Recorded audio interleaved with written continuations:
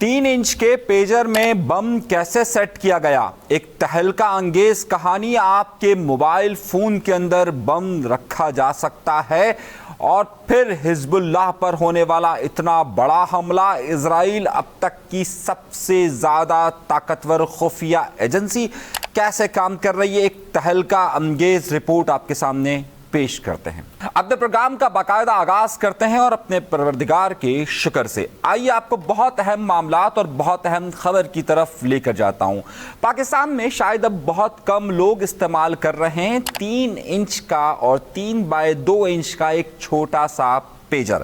آخر یہ پیجر کیا تھا اور کیا ہے اور کیسے استعمال ہوتا ہے؟ 17 ستمبر کو جو واقعات رونما ہوئے جس میں قریباً 5000 پیجر پہ حملہ ہوا اور 5000 پیجر کے حملے میں ایران کے سفیر سمیت کئی لوگ ہلاک ہوئے۔ کیا یہ موبائل آپ جو استعمال کر رہے ہیں اس کے اندر بھی کیا بم رکھا جا سکتا ہے اور یہ بم کس طریقے سے پھٹا ہے؟ یہ پوری تفصیلات سے میں آپ کو آگاہ کرنا چاہتا ہوں اور بہت اہم رپورٹ آپ کے سامنے پیش کرنا چاہتا ہوں۔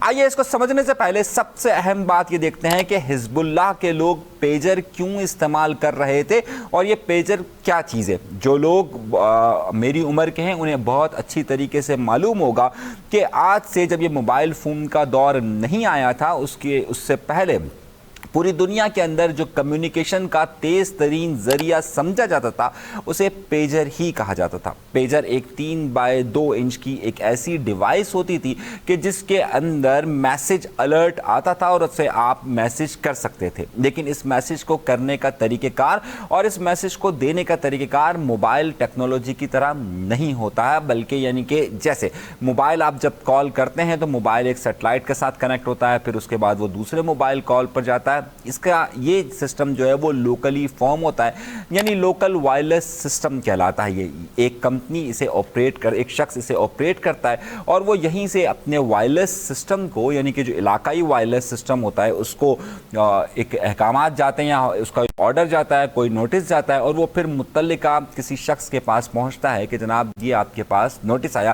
اس میں عالمی سیٹلائٹ کا کام نہیں ہوتا ہے۔ یہ پیجر مشینیں پہلے پوری دنیا کے اندر استعمال ہوتی تھی، لیکن موبائل فون آنے کے بعد یہ سلسلہ ختم ہو چکا۔ اب بھی ہاسپٹلز اور سیکیورٹی سے پر مامور لوگ اس پیجر کو استعمال کرتے ہیں جو مقامی سطح پر ایک سیکیورٹی کا نظام بناتے ہیں۔ 1 سال پہلے جب اکتوبر کے اندر وار شروع ہوتی ہے، جنگ شروع ہوتی ہے، اسرائیل کا غزہ کے اندر مظلوم فلسطینیوں پر ظلم اور بربریت شروع ہوتا ہے تو اس کا ایک حصہ حزب اللہ بھی بنتی ہے۔ حزب اللہ لبنان کے اندر موجود وہ گروپ ہے کہ جو کہ اسرائیل کے ساتھ مسلسل حالت جنگ پر ہے اور اسرائیل پر حملے تواتر کے ساتھ کیے جاتے ہیں اور اسرائیل بھی لبنان پر مسلسل حملے کر رہا ہے۔ جب یہ جنگ شروع ہوتی ہے گزشتہ سال اکتوبر 2023 میں جب یہ نئی لہر شروع ہوتی ہے تو اس وقت حزب اللہ کی قیادت اپنے تمام لوگوں سے، اپنے تمام کمانڈرز کو یہ حکم دیتی ہے کہ وہ موبائل فون استعمال نہ کریں۔ اس موبائل فون استعمال کرنے کی وجہ یہ بتاتے ہیں کہ اسرائیل اور امریکہ کے پاس اتنی جدید ٹیکنالوجی ہے کہ وہ آپ کے موبائلز کو ہیک کر لیتی ہے اور ہیک کرنے کے بعد تمام کی تمام معلومات وہ لے لیتی ہے اور اس کے ذریعے وہ آپ پر ایک سائبر حملہ بھی کر سکتی ہے اور اس سے آپ کو نقصان بھی ہو سکتا ہے۔ اور اس کے بعد وہ یہ کہتے ہیں کہ ہم اسے پیجر استعمال کریں گے۔ پیجر میں نے اس طرح آپ کو شروع میں بتایا کہ ایک مقامی نظام ہوتا ہے، لیکن لبنان کے پاس یا پھر اس کی سب سے اہم ملک جسے ایران کہا جاتا ہے اس کے پاس یہ پیجر بنانے کی سہولت موجود نہیں ہے۔ تو اس کے لیے وہ ایک کمپنی جس کا نام جو کہ تائیوان کے اندر موجود ہے جسے گولڈ اپولو کہا جاتا ہے، وہ اس وقت پیجر بنانے کی سب سے ماہر کمپنی تصور کی جاتی ہے۔ اسے ایک کانٹریکٹ دیا جاتا ہے کہ اس کے ذریعے پیجر منگوائے جائیں تاکہ یہ اسرائیل یا امریکہ سے کمیونیکیشن کا سسٹم ختم ہو اور مقامی طور پر ہی ایک کمیونیکیشن کا سسٹم قائم کیا جائے۔ اب یہ جو گولڈ اپولو ہے اس کی ایک کمپنی یہ ایک ٹھیکہ دیتی ہے، جس طرح آپ نے دیکھا ہوگا مختلف کمپنیوں کو ایک ٹھیکہ دیا جاتا ہے کہ آپ ہمارا نام استعمال کر لیں، آپ ہماری ٹیکنالوجی استعمال کر لیں اور آپ اپنے ملک میں اسے بنا سکتے ہیں۔ اسی طریقے سے کہ تائیوان کی کمپنی گولڈ اپولو ایک ہنگری ایک یورپ کا ملک ہے، اس میں ایک کمپنی کو یہ ٹھیکہ دیتی ہے. اس کمپنی کا نام ہے بیک یعنی BAC. اس کمپنی کو یہ کہتی ہے کہ ہمارے جو بھی آرڈرز ہوں گے وہ آپ پورے کریں گے اور اسی کے لیے آپ کو ہم یہ کانٹریکٹ دے رہے ہیں اور آپ کو ہم اپنے لائسنس کا استعمال اور آپ کو ہماری چیزیں بنانے کا بھی ہم اختیار دیتے ہیں. اس کمپنی نے یہ ڈیوائسز لبنان پہنچائی اور اس کی تعداد تقریباً 5000 ہے. تو پہلے تو آپ یہ سمجھیے کہ یہ استعمال کیسے کیا جاتا ہے اور کیوں کیا جاتا ہے اور کس کمپنی نے اس کو ٹھیکہ دیا. اس کے بعد اب اس میں اسرائیل نے کس طریقے کا کردار ادا کیا وہ ہم آپ کو بتاتے ہیں. اب ہوا یہ کہ 17 ستمبر کو یعنی کہ 17 ستمبر بروز منگل مقامی وقت کے مطابق 3:30 بجے کے قریب ایک دم جتنے پیجرز موجود تھے ان سب وہ دھماکے کے ساتھ پھٹ جاتے ہیں. ہمارے ہاں عام طور پر دھماکے سے پھٹنے کا یعنی کہ کسی بھی الیکٹرانکس ڈیوائس کا دھماکے سے پھٹنے کو ہم یہ جواز بناتے ہیں کہ یہ اوور چارج ہو گیا یا اس کی بیٹری ایکسپلوڈ ہو گئی یعنی ایکسپلوژن ہو گیا بیٹری کے اندر اور وہ بیٹری سے ختم ہو گیا. نہیں، ایسا نہیں ہوتا. یہاں پر جب تحقیق کی جاتی ہے کہ ایک ہی وقت میں یعنی کہ فکس 3:30 بجے ان تمام پیجرز پر کس طریقے سے پھٹ جاتے ہیں وہاں سے سوال اٹھتا ہے. لبنان کے ایک سپر اسٹور کی ایک CCTV فوٹیج آتی ہے. اس فوٹیج میں یہ بتایا جاتا ہے کہ ایک لبنان حزب اللہ کے کمانڈر کے ہاتھ میں وہ ہوتا ہے اور ایک دم سے وہ پھٹ جاتا ہے. اس سے جتنے لوگ بھی زخمی ہوتے ہیں عام طور پر پیجر آپ نے دیکھا ہوگا وہ لگایا جاتا ہے جب ہم پینٹ پہنتے ہیں تو اس کی بیلٹ پر پیجر لگایا جاتا ہے یا بہت سارے لوگ ہاتھ میں رکھتے ہیں اور یوں دیکھ رہے ہوتے ہیں. تو 2 جگہیں ہوتی ہیں اس کی. تو جب یہ بلاسٹ ہوئے تو اس میں جن لوگوں کے ہاتھ میں تھا ان کے ہاتھ اور چہرے کو نقصان پہنچا اور جن کے ہاں لگا رہ گیا تھا ان کے پیٹ میں بہت زیادہ نقصان ہوا. اس میں اب تک کی اطلاعات کے مطابق 11 افراد ہلاک ہو چکے ہیں اور اس میں ایک ایران کے سفیر بھی ہیں یعنی کہ ایرانی سفیر بھی اسے استعمال کرتے تھے کیونکہ یہ مقامی نیٹ ورک تھا اور ایران کے اس وقت حزب اللہ کے ساتھ تعلقات آپ سے ڈھکے چھپے نہیں ہیں. اب کہانی کیا ہوتی ہے؟ تو اب سوال ہمارا یہاں سے اٹھتا ہے کہ 3:30 بجے فکس جب یہ سب جگہ ہوتا ہے تو آخر یہ کیسے ہوا اور کس طریقے سے ہوا؟ یہاں سے سوال شروع ہوتا ہے. اسرائیل اس حوالے سے پوری دنیا کے اندر مشہور ہے کہ اس کی جو موساد ہے یا پھر اس کی جو شاباک اس کی ایک خفیہ ایجنسی ہے یہ ہمیشہ خفیہ حملوں میں نئے طریقے استعمال کرتے ہیں اور جدت استعمال کرتے ہیں. عام طور پر آپ نے دیکھا ہوگا آپ نے نام سنا ہوگا کہ ہیکرز ہوتے ہیں. یہ ہیکرز مختلف سافٹ ویئر کے ذریعے بگاڑ پیدا کر دیتے ہیں اور اس بگاڑ کے ذریعے ایکسپلوژن یعنی کہ کوئی دھماکہ بھی کر سکتے ہیں. لیکن یہ پہلی بار ہوا کہ پوری دنیا کے اندر تہلکہ اس بارے میں مچا کہ ہارڈ ویئر کے اندر یعنی کہ ایک تو سافٹ ویئر ہے ایک ہارڈ ویئر کے مطلب یعنی کہ اس موبائل کی مشینری کے اندر باقاعدہ بارودی مواد رکھا گیا اور اسے دھماکہ کیا گیا. سپلائی چین کے حوالے سے اگر مثال سمجھیے کہ یہ موبائل ہے اور اس موبائل کے اگر 5000 استعمال کرنے والے پاکستان یا انڈیا کے اندر دنیا میں کہیں بھی موجود ہے اور ان 5000 موبائل کے اندر ایک ساتھ دھماکہ ہو یہ یقینی طور پر کسی سافٹ ویئر کا کام نہیں بلکہ ہارڈ ویئر کا کام تھا. 1996 میں 1996 میں اسی طریقے سے اسرائیل کی خفیہ ایجنسی شاباک نے کام کیا تھا اور اس نے باقاعدہ وہ شخص کے جو کہ اس وقت PLO ہوتی تھی فلسطینی مجاہدین کو اسلحہ فراہم کرتے تھے اس کے ٹیلی فون کے اندر اس کے فون کے اندر باقاعدہ بارودی مواد لگایا تھا اور اس سے بلاسٹ ہوا تھا. یعنی کہ ہارڈ ویئر کے اندر اس بارودی مواد کو ڈالنے کے لیے اسرائیل بہت زیادہ مشہور ہیں. اب کس طریقے سے یہ ہوا ذرا سا ہم اس کو سمجھتے ہیں. جب ان تمام ڈیوائسز میں وہ ڈیوائسز کے جس کا بلاسٹ نہیں ہوا تو اس کو جب دیکھا گیا تو اس کے اندر ایک بڑی اہم چیز یہ دیکھی گئی کہ اس کے اندر ایک کنٹینر رکھا گیا تھا. عام طور پر دھماکہ کرنے کے لیے آپ کو ایک بیٹری چاہیے جو اس کو موو کرے. اس کے اندر آپ کو ایک کنٹینر چاہیے کہ جس کے اندر آپ بارودی مواد کو رکھ سکیں اور وہ بیٹری پہلے سے پیجر کے اندر موجود تھی. وہ بارودی مواد رکھنے کے لیے ایک چھوٹا سا ڈبہ استعمال کیا گیا جس کے اندر 20 گرام بارودی مواد رکھا گیا. رکھنے کے بعد اس کو کنیکٹ کیا گیا. اب ظاہر سی بات ہے یہ ایک الیکٹرانکس ڈیوائس ہے تو اس کے لیے کیا یہ گیا کہ ابھی تک کی جو ریسرچ سامنے آئی ہے اس کے مطابق अल्फ़ा न्यूमेरिक मैसेज का इस्तेमाल किया गया। अब अल्फ़ा न्यूमेरिक मैसेज क्या होता है? अल्फ़ा न्यूमेरिक मैसेज वो मैसेज होता है कि जिसे कोड वर्ड्स के ज़रिए अल्फ़ाबेट्स और नंबर्स को इस्तेमाल करके बनाया जाता है। मिसाल के तौर पर ए से लेकर जेड तक बहुत ये सारे अल्फ़ाबेट्स हैं, और 1 से लेकर 9 तक, यानी 0 से लेकर 9 तक के अल्फ़ाबेट जो नंबर्स हैं उनको इस्तेमाल किया जाता है और उसके ज़रिए एक कोड बनाया जाता है। उस कोड को तमाम मोबाइल्स के अंदर रखा गया और उसके ज़रिए एक जो इसको बनाने वाला होता है वो एक आईडी भेजता है। जैसे ही वो आईडी भेजी जाती है, उस आईडी के ज़रिए फ़ौरन ही ये जो न्यूमेरिक मैसेज है वो फ़ौरन एक्टिव हो जाता है और उसके ज़रिए वो बैटरी कनेक्ट हो जाती है। बैटरी फ़ौरन जो है उस जो डिटोनेटर होता है उसके साथ कनेक्ट हो जाती है और एक्सप्लोजन कर जाती है। अब इन्होंने बिल्कुल टाइम फिक्स रखा हुआ था और टाइम फिक्स के मुताबिक बाकायदा एक बैटरी उसके अंदर लगी हुई थी। कंटेनर के अंदर बारूदी 20 ग्राम का बारूदी मवाद, बहुत 20 ग्राम ज़ाहिर है, उसको प्रेस करके उसको बनाया गया था और उसके रखा गया। और उसके बाद जब अल्फ़ा न्यूमेरिक कोड्स उसको दिए गए और उस अल्फ़ा न्यूमेरिक कोड्स के बाद जब उसको एक्टिवेट आईडी दी गई तो आईडी देकर फिक्स 3:30 बजे ये पूरा ब्लास्ट हुआ। अब ये ब्लास्ट हुआ कैसे, अब इसमें मटेरियल कैसे आया, ज़रा इसको समझने की ज़रूरत है।